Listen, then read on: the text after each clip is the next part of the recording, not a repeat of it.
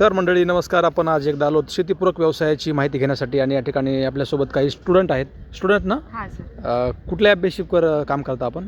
आम्ही ॲग्रिकल्चरचे स्टुडंट आहोत, तर आम्हाला कोर्स आहे हा ॲपिकल्चरचा, तर त्याविषयी आम्ही माहिती सांगतो. बरं, नक्कीच. यातनं काय फायदा होईल शेतकरी बांधवांना किंवा कशा प्रकारे केले जातं मधमाशांचं संगोपन? याचा फायदा परागीभवनासाठी पण होतो आणि त्याचबरोबर मध कलेक्शनसाठी पण होतो. म्हणजे तुम्ही ह्या पेट्या नेऊन तिथं तुमच्या ह्याच्यामध्ये शेतामध्ये ठेवलात तर जास्ती फ्रूट सेटिंग होईल, कारण परागीभवन होतं आणि त्याचबरोबर मधही चांगल्या क्वांटिटीमध्ये तुम्हाला भेटून जाईल.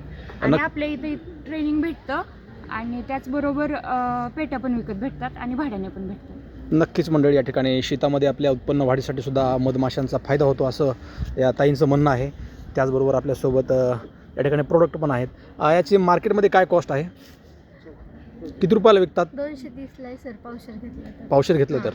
आणि किलो? अर्धा घेतला तर 460ला, म्हणजे किलो घेतला तर 900. 900 रुपयाला.